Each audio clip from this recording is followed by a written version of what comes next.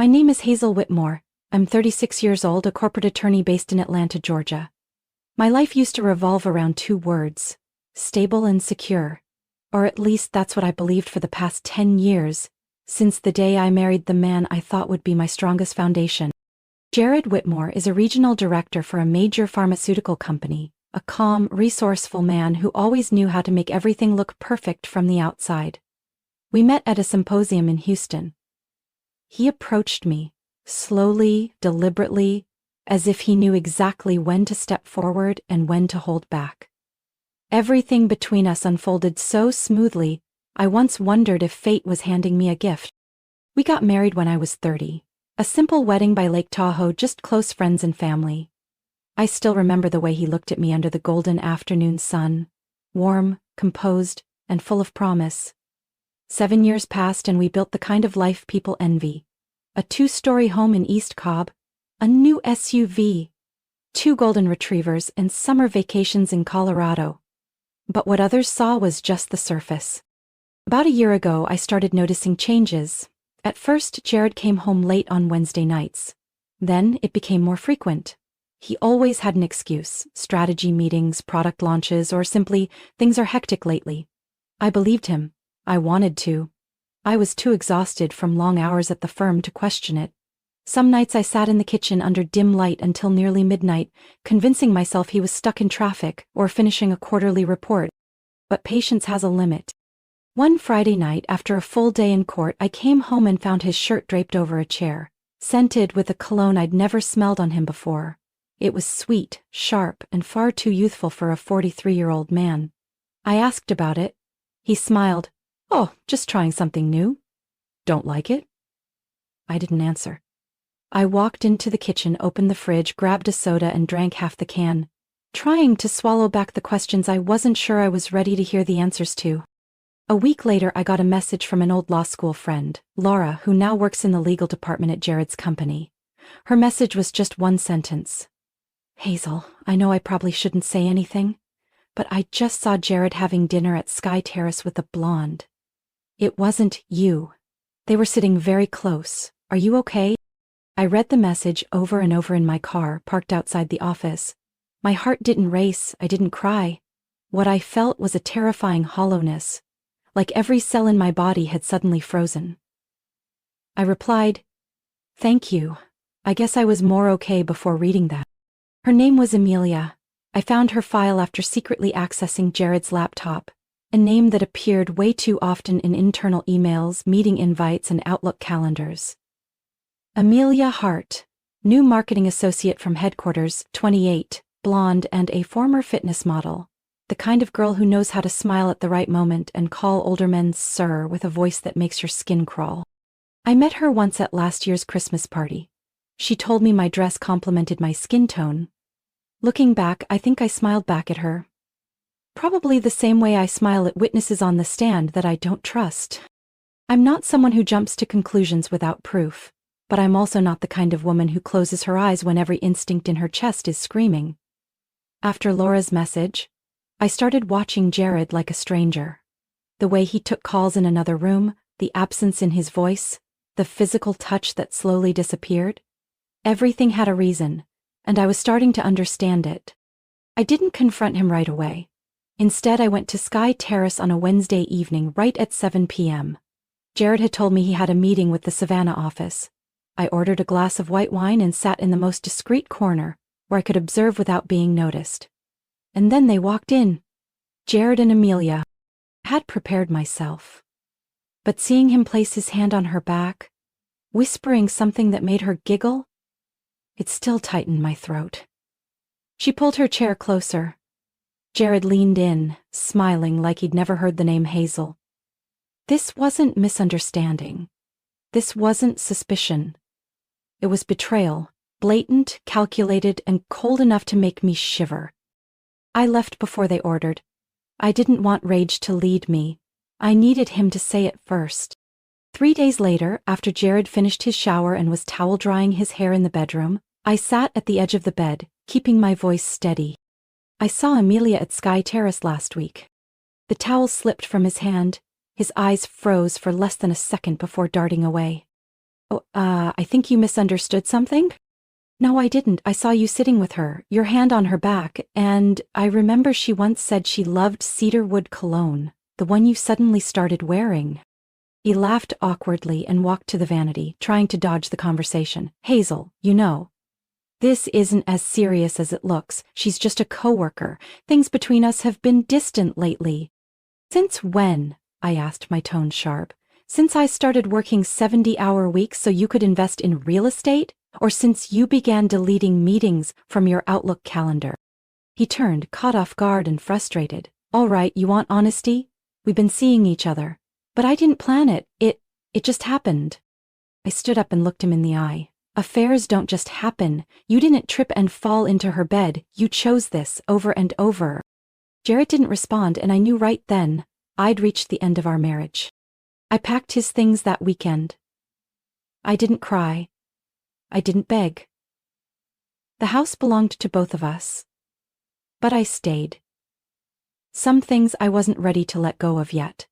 And some things he no longer deserved to keep.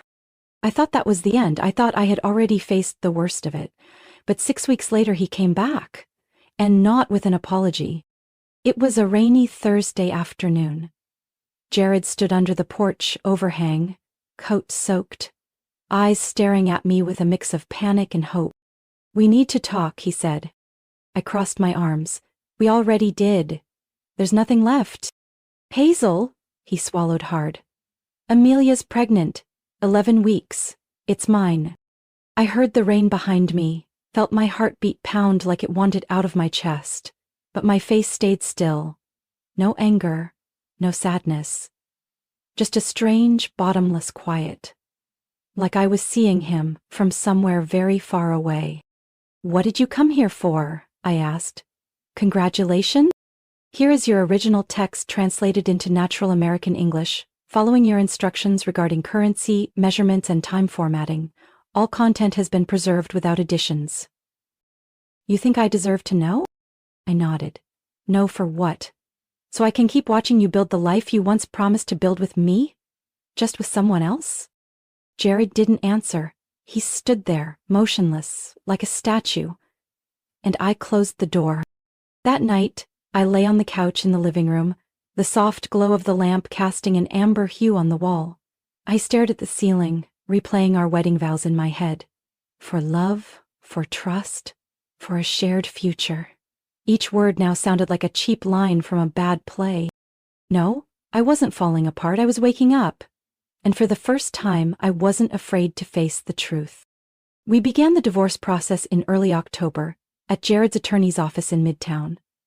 I had everything ready.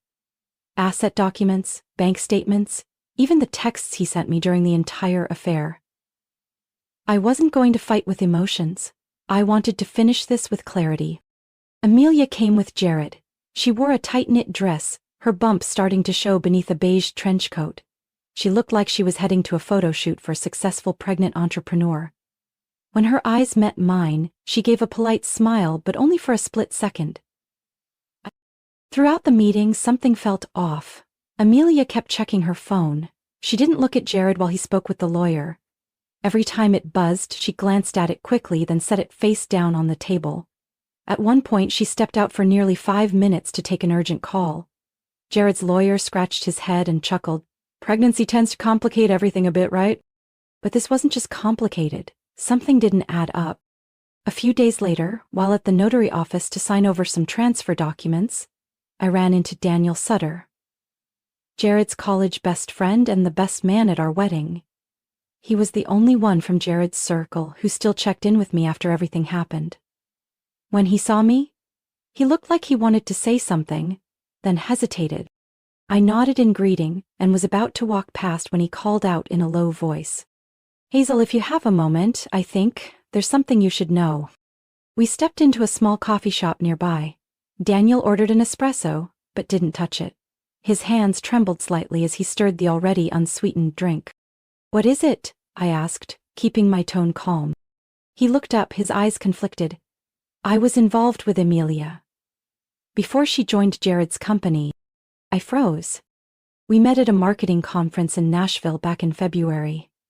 It started as a fling, but it lasted almost 3 months.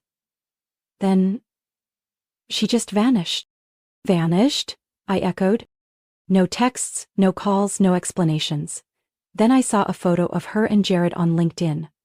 A few weeks later, Jared called to say, "Amelia's pregnant." I tightened my grip on the coffee cup. "Do you think the baby could be yours?" Daniel didn't answer right away. Instead, he pulled out his phone and opened his photo gallery. "She sent me an ultrasound once. I still have it. Because I didn't know what to do." He handed it to me. The caption below the image was like a cold blade. "Look closely. Forehead's totally yours. Let's hope the stubbornness skips." I looked up. "She knows Jared thinks the baby is his, right?" "She does. But she's never said anything clearly to either of us. With Jared it's vague. With me? She texts late at night, like she's holding on, but never confirms anything." Daniel showed me more texts, lines like, "I'm not sure things are going in the right direction. If it all blows up, do you think we'll be okay? Jared doesn't suspect anything. But I'm not sure." Then I stopped cold at the most recent message, sent just 2 nights ago. "Do you want to feel the first kick? It's strong, like that cup of coffee I spilled on your shirt." I sat there for half an hour, listening as Daniel explained everything, showing me photos and hotel receipts from Asheville, right around the time Amelia would have been in her first trimester. Everything lined up. This wasn't just infidelity. It was premeditated deception. As we left the cafe, I paused under the awning. Light rain was falling, warm drops touching my face. I knew I couldn't stay silent. Not for Jared's sake, but for the sake of the truth. No child deserves to grow up inside a lie. I picked up my phone and typed a single message to Jared. "When you're free, I need to talk. About Amelia. And the baby." Jared didn't reply right away. 2 days later he called back, voice tired. "Hazel, you said you wanted to talk. Can we just do it now?" "No," I replied. "I want to see you in person. No lawyers, no Amelia, just us." After a long pause, he agreed. We met at the coffee shop we used to love. Corner of Juniper. When I arrived, he was already there. No tie.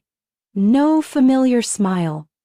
Probably because, for once, he wasn't in control.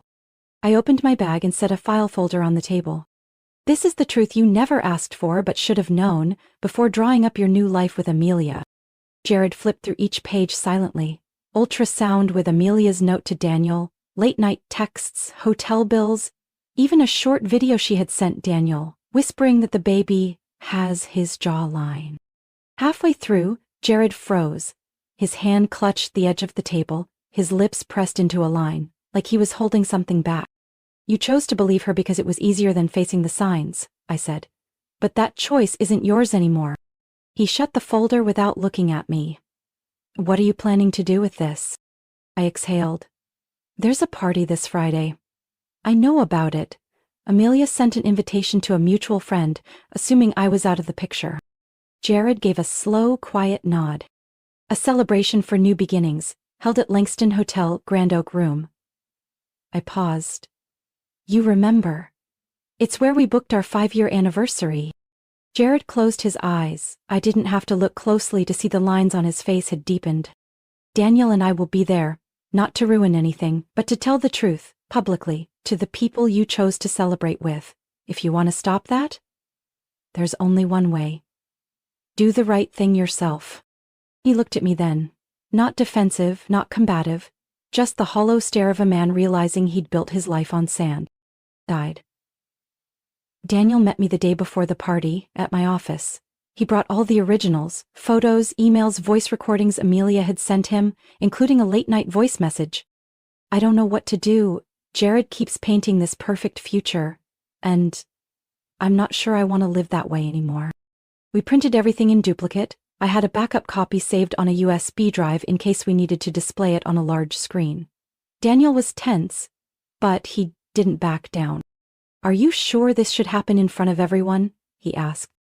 "I've thought about that," I replied, "but the truth only holds power when it can't be twisted behind closed doors. We're not doing this for revenge. It's for the child. That baby deserves to know who they really are." Friday evening, the Langston Hotel was glowing. I arrived 10 minutes early wearing a square-neck black dress, the same one I wore in my first court hearing years ago. I call it the statement dress. Because every time I put it on I say something most people are too afraid to say out loud. Daniel arrived a few minutes after me. His expression was steady though the nerve still lingered in his eyes. We walked in together, heading straight for the Grand Oak banquet room. Inside, it was exactly what I expected. Wine glasses, laughter, and toasts. No one spoke when Daniel and I entered the room. All eyes turned toward us, surprise sweeping across the room like a current. Conversation stopped mid-sentence, wine glasses froze in mid-air, and glances passed from one table to the next. Jared stood near the podium, having just finished a thank you speech. Beside him, Amelia clung lightly to his arm as if to reinforce her place. She smiled. Until she saw me. Then her smile faltered mid-curve. I walked straight toward them and stopped a few steps away. Daniel stood beside me, calmer than I'd ever seen him. "Thanks for inviting me to the party, Amelia," I said. "I'm here to congratulate you both. But I also brought a gift. Something I think Jared should open before anyone raises another glass." Amelia spoke first, her smile now brittle. "Hazel, this is a private party. If you have something to say, maybe save it for another time." I looked directly at her. I thought that too. Until I realize what you've done doesn't just affect me, it affects the man standing next to you. Jared turned, his eyes suddenly on edge. Daniel stepped forward. "Amelia, we need to talk. And Jared needs to hear this too." I placed the folder on a nearby table and opened it. "Jared, these documents, messages, photos, recordings, even an ultrasound, they all point to one very likely truth. The baby Amelia's carrying might not be yours." He froze in place. Amelia let out a dry, sharp laugh. "What is this, classic jealousy, Hazel? Or are you trying to play the victim again, Daniel?" Daniel shook his head. "Amelia, you know better than anyone this isn't some story I made up. You're the one who sent me the ultrasound with the note, 'Forehead's totally yours.' You're the one who messaged me at midnight saying you weren't sure if Jared was the father." "That's not true," she snapped. "It was a joke. Daniel, you're twisting everything to suit yourself." I pulled out a printed photo from my phone, the one she had sent Daniel, along with the recording of her voice saying, "Do you want to feel the first kick?" I turned to Jared. "Were you ever invited to her ultrasound appointments?" He slowly shook his head. "She told you the doctor didn't allow guests?" Jared nodded quietly. Daniel murmured, "Hazel, play the video." I turned up the phone speaker, holding it near the mic on the table. Amelia's voice came through, soft, polished, unmistakable. "Jared doesn't suspect anything. He believes it all. I haven't even let him touch my stomach at the appointments. Things are going smoother than I thought." The room held its breath. Amelia gasped. "That's fake. That's not my voice. This is a setup." Jared turned to her. "I gave up Hazel for this. Because you said this was an honest beginning." "I didn't," her voice cracked. "Jared, I panicked. I didn't know what to do. But I love you. I really do." Daniel spoke softly. "You said the same thing to me. Same words. Same tone." Amelia looked at him like he had slapped her. "You're nothing. You were just the backup plan. I chose Jared." I looked down at the folder. "And now you've said it out loud." Jared was no longer standing tall. He took a step back, as if the ground had shifted beneath him. I had never seen his eyes that red, not from anger, but from a collapse he couldn't stop. He turned to Amelia, his voice barely audible. "When were you going to tell me?" There was no answer. A wave of silence moved through the room, then people began leaving. An older couple slipped out first, avoiding eye contact. A group of younger guests at the back quietly stuffed their phones into purses, murmuring polite excuses. Everyone understood. This party had become something else entirely, a public reckoning. Amelia stopped resisting. She lowered her head, grabbed her purse, and walked briskly out of the room. Jared stayed frozen, eyes following her. Then he turned to me. "Here is your full English translation, formatted for natural AI narration and fully aligned with your instructions on tone, currency, measurements, and time expressions." "Thank you," he said, his voice rough. For not letting me live in that illusion any longer. I nodded slightly. I didn't do this for you, I did it for the truth. And for the child. They deserve to grow up knowing the real story. Daniel stood next to me, silent but steady. We didn't win anything. But we were no longer deceived. After Amelia left the party, the air inside the room never quite returned to normal. Jared stood frozen. The remaining guests lingered, partly out of politeness, partly out of curiosity, waiting to see what would happen next. I didn't say anything else. The truth had already been laid out in that room, and there was no need to repeat it. Eventually, Jared turned to me. His eyes were red, no longer sharp with confidence like the man who once led every meeting without hesitation. Hazel, he began, voice on the verge of breaking. I was wrong. About everything. About you, about her, about that so-called new beginning I blindly chased. I looked at him, quietly. I don't know how to make it right, he continued. But if you give me a chance, just one, I'll prove some things can be fixed. I took a deep breath. Not everything needs fixing, Jared. Some things need letting go. I can't let you go, he said quickly. 7 years, Hazel. We were a team. I was foolish, but you know me better than anyone, right? You don't know who I am anymore, I replied. The woman you left 6 months ago isn't here now. She survived. She learned how to breathe again, and she realized her worth doesn't depend on how someone else sees her. Silence. Jared lowered his head, shoulders trembling slightly. I continued, calmly.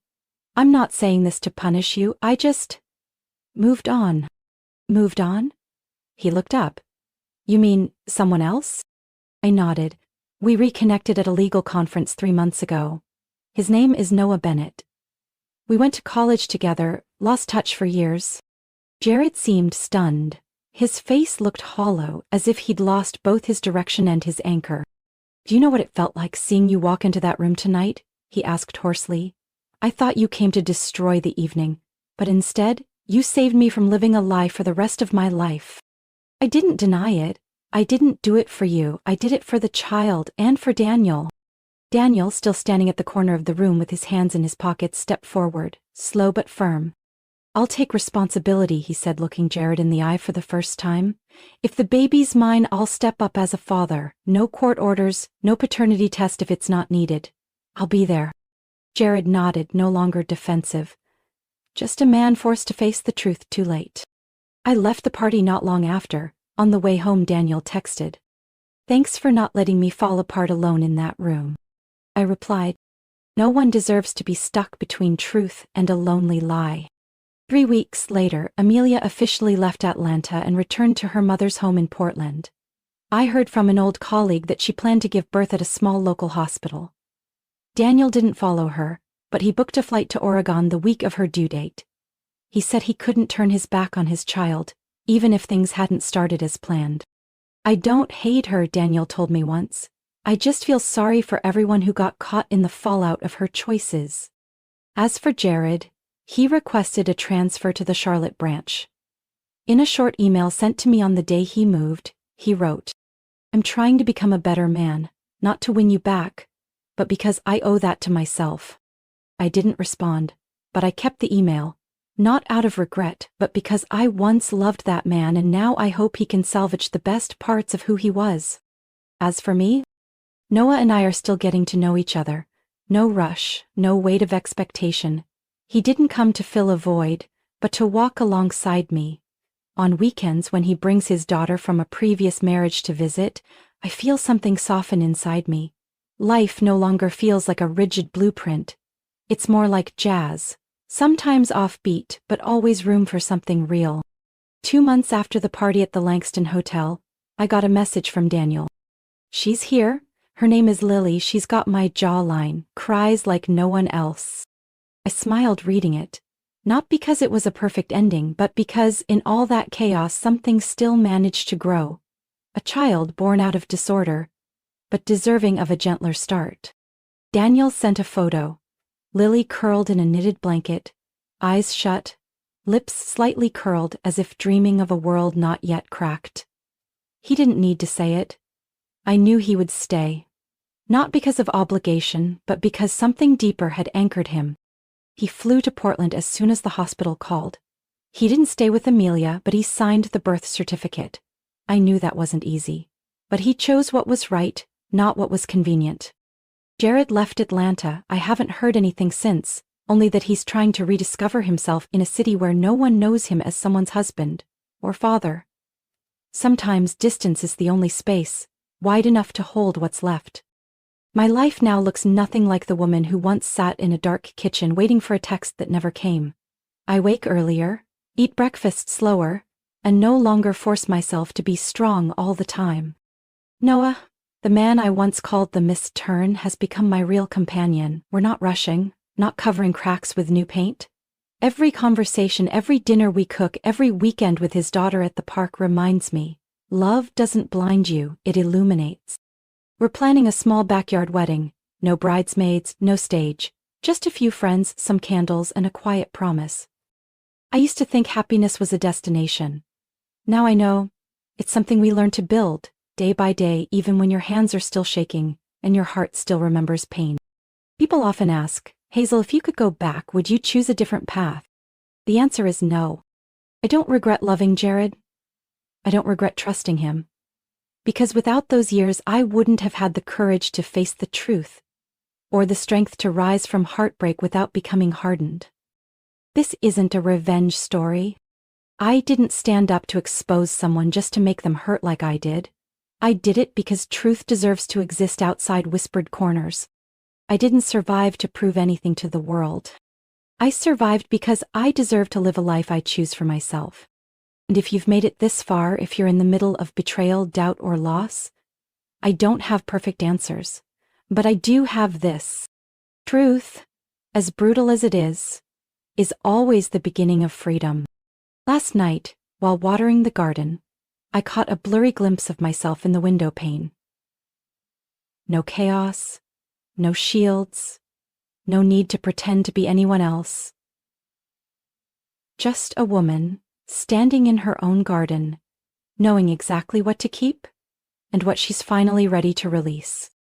No need to say it out loud, some things are already clear enough. Hazel's story isn't just about overcoming betrayal. It's a reminder that truth, even when painful, is where freedom begins. In real life, we all face collapses that feel impossible to recover from. But how we respond, how we listen to ourselves and move forward with grace, defines who we become. Not the one left behind, but the one who stood up and rewrote her story, on her own terms. What do you think about Hazel's journey and the choices she made? Share your thoughts below, and don't forget to follow the channel for more heartfelt, meaningful stories about life, love, and family.